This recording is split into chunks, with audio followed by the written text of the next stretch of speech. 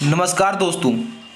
तो कैसे हैं आप सब। आज हम आपके लिए लेकर आए हैं सामाजिक विज्ञान के इतिहास विषय का मॉडल सेट, जो कि बहुत इंपॉर्टेंट है और हम पूरी गारंटी के साथ कह सकते हैं कि आपके बोर्ड परीक्षा में सामाजिक विज्ञान के इतिहास विषय का सभी प्रश्न इसी वीवीआई क्वेश्चन से पूछे जाएंगे, इसी गैस क्वेश्चन से पूछे जाएंगे। इसलिए इस वीडियो को ध्यान से देखिएगा और अगर आप चैनल पर नए हैं तो चैनल को सब्सक्राइब कर दीजिएगा और इस वीडियो को लाइक कर दीजिएगा, क्योंकि आपका लाइक और सब्सक्राइब करना ही हमारी मेहनत का उद्देश्य होता है। तो चलिए हम इस वीडियो को शुरू करते हैं, लेकिन उससे पहले हम बता दें कि ये वीडियो आपके YouTube channel arts and math गुरु द्वारा बनाया गया है, ठीक है। तो इस वीडियो को बनाने में बहुत ही मेहनत लगी, तो इसलिए कृपया करके इस वीडियो को लाइक कर दीजिएगा। चलिए तो हम वीडियो शुरू करते हैं। तो हमारा पहला क्वेश्चन है, प्राचीन काल में किस स्थल मार्ग से एशिया और यूरोप का व्यापार होता था। तो जो प्राचीन काल में एशिया और यूरोप का व्यापार होता था उस मार्ग को कहा जाता था रेशम मार्ग। तो सही आंसर हो जाएगा बच्चों रेशम मार्ग। उसके बाद अगला क्वेश्चन है, पहला विश्व बाजार के रूप में कौन सा शहर उभर कर आया। तो कौन सा शहर उभर कर आया था, तो एलेक्जेंड्रिया, ठीक है। उसके बाद अगला क्वेश्चन है, अर्थव्यवस्था के क्षेत्र में होने वाली सबसे बड़ी क्रांति कौन सी थी। अर्थव्यवस्था के क्षेत्र में होने वाली सबसे बड़ी क्रांति कौन थी। तो इसका सही आंसर हो जाएगा बच्चों औद्योगिक क्रांति। कौन सा क्रांति था, औद्योगिक क्रांति, ठीक है। उसके बाद हमारा अगला क्वेश्चन है, गिरमिटिया मजदूर बिहार के किस क्षेत्र से भेजे जाते थे। तो गिरमिटिया मजदूर बिहार के पश्चिमी क्षेत्र से भेजे जाते थे, ठीक है। ये बहुत ही इंपॉर्टेंट क्वेश्चन है और ये हर बार बोर्ड परीक्षा में पूछा जाता है। विश्व बाजार का विस्तार आधुनिक काल में किस समय से आरंभ हुआ। तो विश्व बाजार का जो विस्तार आधुनिक काल में 18वीं शताब्दी से आरंभ हुआ था, ठीक है। तो इसका सही आंसर है 18वीं शताब्दी, ठीक। उसके बाद अगला क्वेश्चन है, विश्वव्यापी आर्थिक संकट किस वर्ष आरंभ हुआ। तो विश्वव्यापी आर्थिक संकट 1919 ईस्वी में आरंभ हुआ था, 1929 ईस्वी में आरंभ हुआ था, ठीक है बच्चों। उसके बाद अगला देखते हैं, आर्थिक संकट मंदी के कारण यूरोप में कौन सी नई शासन प्रणाली का उदय हुआ था। तो कौन सी नई शासन प्रणाली का उदय हुआ था, तो फासीवादी नाजीवादी शासन, ठीक है। उसके बाद अगला क्वेश्चन देखते हैं, ब्रिटेन वुड्स, ये बहुत ही इंपॉर्टेंट क्वेश्चन है, ब्रिटेन वुड्स सम्मेलन किस वर्ष हुआ। तो कब हुआ था, 1944 में हुआ था, ठीक है बच्चों। 1944 में ब्रिटेन वुड सम्मेलन हुआ था, ठीक है। उसके बाद अगला क्वेश्चन है हमारा कि भूमंडलीकरण की शुरुआत कब किस दशक में हुआ। तो भूमंडलीकरण की शुरुआत 1990 के दशक में हुआ था, ठीक है। इसमें से सभी प्रश्न जितने भी प्रश्न बता रहे हैं इसमें से इतिहास विषय के जितने भी प्रश्न आएंगे इसी वीवीआई क्वेश्चन से आएंगे, ठीक है। तो इसको ध्यान से देखिएगा। अगला क्वेश्चन है हमारा, बंबई में सर्वप्रथम सूती कपड़ों की मिल की स्थापना कब हुई थी। बंबई में सर्वप्रथम सूती मिलों कपड़ों की स्थापना कब हुई थी, तो 1851 ईस्वी में हुई थी, ठीक है। उसके बाद अगला क्वेश्चन है, 1917 में भारत में पहली जूट मिल किस शहर में स्थापित हुआ। तो किस शहर में स्थापित हुआ था, तो वह कलकत्ता में स्थापित हुआ था, ठीक है। उसके बाद अगला क्वेश्चन है, भारत में कोयला उद्योग प्रारंभ कब हुआ। तो भारत में कोयला उद्योग 1919 ईस्वी में प्रारंभ हुआ था। कब हुआ था, 1919 ईस्वी में, ठीक है, 1919 ईस्वी में। उसके बाद अगला क्वेश्चन है, जमशेदजी टाटा ने Tata iron and steel company की स्थापना कब की थी। ये बहुत ही इंपॉर्टेंट क्वेश्चन है। तो 1907 ईस्वी में की थी। जमशेदजी टाटा जो टाटा ग्रुप है उसकी स्थापना 1907 ईस्वी में की थी, ठीक है। उसके बाद अगला क्वेश्चन है, भारत में टाटा हाइड्रो इलेक्ट्रिक पावर की स्थापना कब हुई। तो भारत में टाटा हाइड्रो इलेक्ट्रिक पावर की स्थापना 1910 ईस्वी में की गई थी, ठीक है। उसके बाद अगला क्वेश्चन है, सामंती व्यवस्था से हटकर किस प्रकार की शहरी व्यवस्था की प्रवृत्ति बढ़ी। किस प्रकार की शहरी व्यवस्था की प्रवृत्ति बढ़ी थी, तो वह प्रगतिशील प्रवृत्ति, ठीक है, प्रगतिशील प्रवृत्ति। उसके बाद अगला क्वेश्चन है, शहर को आधुनिक व्यक्ति का किस प्रकार का क्षेत्र माना जाता है। शहर को आधुनिक व्यक्ति का किस प्रकार का क्षेत्र माना जाता है। तो इसका सही आंसर हो जाएगा सीमित क्षेत्र माना जाता है। उसके बाद अगला क्वेश्चन हो जाएगा, अस्थायी कृषि प्रभाव से कैसा जमाव संभव हुआ था। तो अस्थायी कृषि के प्रभाव से जब आप इतिहास पढ़िएगा तो उसमें लिखा हुआ अस्थायी कृषि के प्रभाव से संपत्ति का जमाव संभव हो पाया था, ठीक है। उसके बाद अगला क्वेश्चन, एक प्रतियोगी एवं उद्यमी प्रवृत्ति से प्राकृतिक किस प्रकार की अर्थव्यवस्था लागू की गई थी। तो उत्तर इसका हो जाएगा मुद्रा प्रधान अर्थव्यवस्था। कैसा अर्थव्यवस्था लागू किया गया था, मुद्रा प्रधान अर्थव्यवस्था, ठीक है। उसके बाद अगला क्वेश्चन, आधुनिक काल में औद्योगिकरण, आधुनिक काल में औद्योगिकरण किसके स्वरूप को गहन प्रभावित किया? तो किसके स्वरूप को? शहरीकरण के। ठीक है, शहरीकरण के। उसके बाद अगला क्वेश्चन है, जनसंख्या घनत्व सबसे अधिक कहाँ होता है? ये तो आसान क्वेश्चन है। सबसे अधिक जनसंख्या कहाँ होता है? जनसंख्या घनत्व तो वह महानगरों में होता है। तो इसका सही आंसर हो जाएगा महानगर। ठीक है, जिसको इंग्लिश में सिटी कहते हैं। अगला क्वेश्चन है 1810 से 1880 तक। ये भी बहुत इंपॉर्टेंट क्वेश्चन है और 2019 के मैट्रिक परीक्षा में पूछा गया था। ठीक है, तो ये क्वेश्चन है 1810 से 1880 ईस्वी तक लंदन की आबादी 10 लाख से बढ़कर कहाँ तक पहुँच गई? तो कहाँ तक पहुँच गई थी बच्चों? 40 लाख तक पहुँच गई थी। उसके बाद अगला क्वेश्चन है, लंदन में अनिवार्य प्राथमिक शिक्षा कब लागू हुआ था? तो कब लागू हुआ था बच्चों? तो 1870 ईस्वी में लागू हुआ था। ठीक है, उसके बाद अगला क्वेश्चन देखते हैं, कौन सा सामाजिक वर्ग बुद्धिजीवी वर्ग के रूप में उभर कर आया? तो कौन सा सामाजिक वर्ग, मीडियम क्लास जो थे वो बुद्धिजीवी वर्ग के रूप में उभर कर आया? तो इसका सही आंसर हो जाएगा मध्यम वर्ग। ठीक है, ये बहुत ही इंपॉर्टेंट क्वेश्चन है जो 2020 के मैट्रिक परीक्षा में पूछा गया था। अगला क्वेश्चन है, पूंजीपति वर्ग के द्वारा किस वर्ग का शोषण हुआ? तो किस वर्ग का शोषण हुआ? जब इतिहास पढ़ेंगे तो उसके बारे में पता चलेगा। श्रमिक वर्ग का सबसे ज्यादा शोषण हुआ था। इस वीडियो से अगर एक भी प्रश्न बाहर से पूछ दिया जाता है तो मैं गारंटी के साथ कहता हूं कि मैं चैनल बंद कर दूंगा। उसके बाद अगला क्वेश्चन है, राष्ट्रीय स्वयं सेवक संघ की स्थापना किसने की थी? तो राष्ट्रीय स्वयं संघ जिसका मतलब होता है आरएसएस का, आपने नाम सुना होगा आरएसएस का। इसका फुल फॉर्म होता है राष्ट्रीय स्वयं संघ। तो इसकी स्थापना केबी हेडगवार ने की थी 1925 ईस्वी में। केबी हेडगवार ने 1925 ईस्वी में की थी। तो ये बहुत ही इंपॉर्टेंट। अगला क्वेश्चन है, वल्लभ भाई पटेल को सरदार की उपाधि किस किसान आंदोलन के दौरान दी गई थी? वल्लभ भाई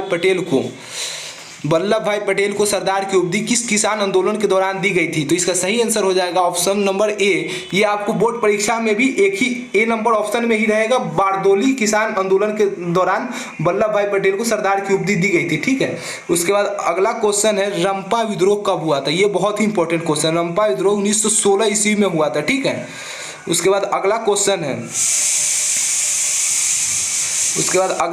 है, गदर पार्टी की स्थापना किसने और कब की थी? तो गदर पार्टी की स्थापना लाला हरदयाल ने 1913 ईस्वी में की थी। ठीक है, उसके बाद अगला क्वेश्चन है, जलियांवाला बाग हत्याकांड किस स्थिति में हुआ था? तो ये 13 अप्रैल 1919 ईस्वी को हुआ था। ये भी पूछा जाता है सब्जेक्टिव क्वेश्चन में कि जलियांवाला बाग हत्याकांड किसके कहने पर हुआ था, किसके कहने पर गोली चलाई गई थी? तो सही आंसर हो जाएगा जनरल ओडायर के कहने पर गोली चलाई गई थी। ठीक है, अगला क्वेश्चन, लखनऊ समझौता किस वर्ष हुआ था? तो जो लखनऊ समझौता हुआ था 1916 ईस्वी में हुआ था। उसके बाद अगला क्वेश्चन है, असहयोग आंदोलन का प्रस्ताव, असहयोग आंदोलन का प्रस्ताव कांग्रेस के किस अधिवेशन में पारित हुआ?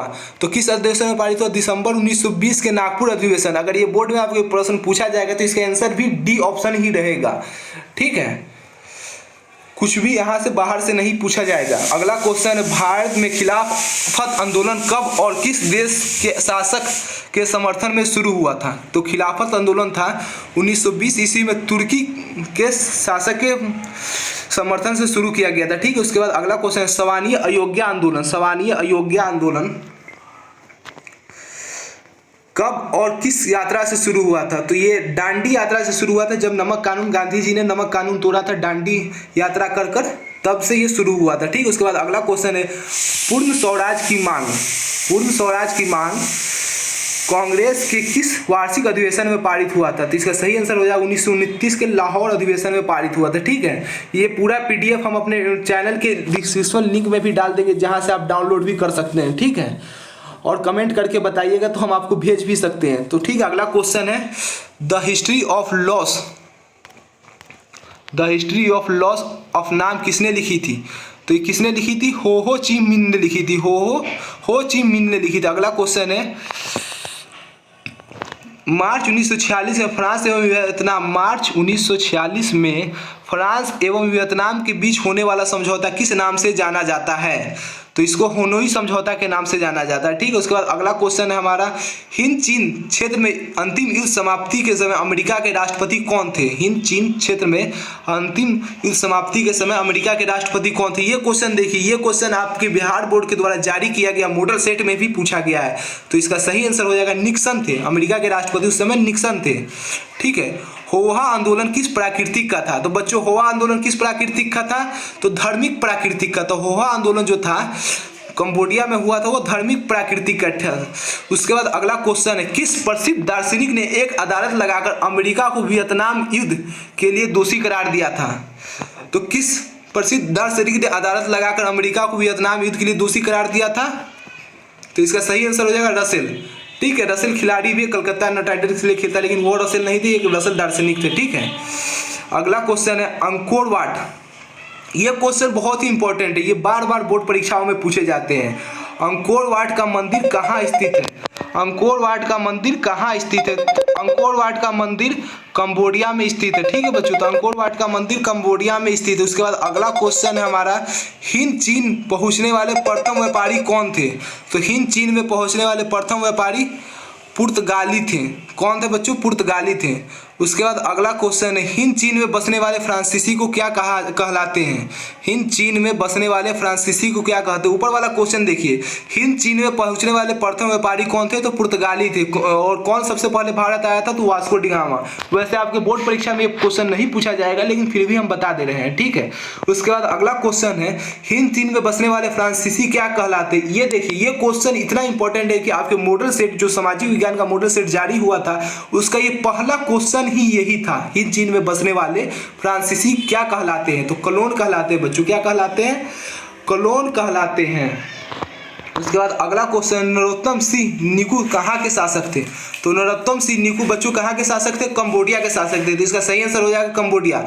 उम्मीद करते हैं कि वीडियो आपको समझ में आ रहा होगा। अगर नहीं समझ में आ रहा होगा तो आप कमेंट करके हमसे पूछिए और हम वहाँ पे समझाने का प्रयास करें। उसके बाद अगला क्वेश्चन है बच्चों, इटली एवं जर्मनी वर्तमान में किस महादेश के अंतर्गत आते हैं? इटली एवं जर्मनी वर्तमान में किस महादेश के अंतर्गत आते हैं? ये क्वेश्चन इंपॉर्टेंट भी है और बहुत ही आसान है। इटली एवं जर्मनी यूरोप महादेश में आते हैं। इस विश्व का सबसे छोटा महादेश है ऑस्ट्रेलिया। ठीक है, ये भी क्वेश्चन पूछा जा सकता है, लेकिन ये नहीं पूछा जाता है। उसके बाद अगला क्वेश्चन है, फ्रांस में किस शासक वंश की पुनः स्थापना वियना कांग्रेस द्वारा की गई थी? फ्रांस में किस शासन वंश की पुनः स्थापना वियना कांग्रेस द्वारा की गई थी? तो किस शासक वंश की पुनः स्थापना वियना कांग्रेस द्वारा की गई थी? तो बुर्बो वंश की। ठीक है, उसके बाद अगला क्वेश्चन है हमारा, मेजनी का संबंध किस संगठन से था? मेजनी जो थे उनका संगठन संबंध किस संगठन से था? तो किस संगठन से था? कार्बोनारी से था। ठीक है, उसके बाद अगला क्वेश्चन है, इटली एवं जर्मनी के एकीकरण के विरुद्ध निम्न में से कौन था? तो इटली एवं जर्मनी के एकीकरण के विरुद्ध निम्न में से कौन था? तो ऑस्ट्रेलिया था। ऑस्ट्रेलिया जिसकी राजधानी कहाँ है? वियना। ऑस्ट्रेलिया की राजधानी बच्चों वियना है। ठीक है, उसके बाद अगला क्वेश्चन है, काउंट काउर ने विक्टर एमेनुएल को किस पद पर नियुक्त किया? ये पिछले साल मैट्रिक परीक्षा में पूछा गया क्वेश्चन है। तो काउंट काउर ने विक्टर एमेनुएल को किस पद पर नियुक्त किया था? तो प्रधानमंत्री पद पर नियुक्त किया था। ठीक है, अगला क्वेश्चन है, गैरीबाल्डी पेशे से क्या था? गैरीबाल्डी पेशे से क्या था? ये आपके मॉडल सेट का क्वेश्चन है। तो नाविक थे गैरीबाल्डी। ठीक है, नाविक उसे कहते हैं जो नाव चलाते हैं, उसको नाविक कहा जाता है। जो नाव चलाते हैं उसको नाविक कहा जाता है। ठीक है, तो अगला क्वेश्चन है, जर्मन राइन राज्य की निर्माण किसने किया था? यानी कि जर्मन राइन प्रांत की निर्माण किसने किया था? तो नेपोलियन बोनापार्ट ने किया था। ठीक है, नेपोलियन बोनापार्ट ने। उसके बाद अगला क्वेश्चन, लाल सेना का गठन। बच्चों अगला क्वेश्चन ये भी बहुत इंपॉर्टेंट क्वेश्चन है, लाल सेना का गठन किसने किया था? लाल सेना का गठन किसने किया था? तो किसने किया था? ट्राटस्की ने किया था। लियोन ट्राटस्की उनका पूरा नाम था, उन्होंने ही लाल सेना का गठन किया था। ठीक है, उसके बाद अगला क्वेश्चन, लेनिन की मृत्यु कब हुई थी? लेनिन की मृत्यु कब हुई थी? तो कब हुई थी बच्चों? 1924 ईस्वी में हुई थी।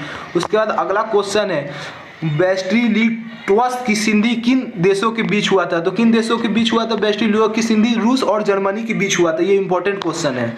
उसके बाद अगला क्वेश्चन,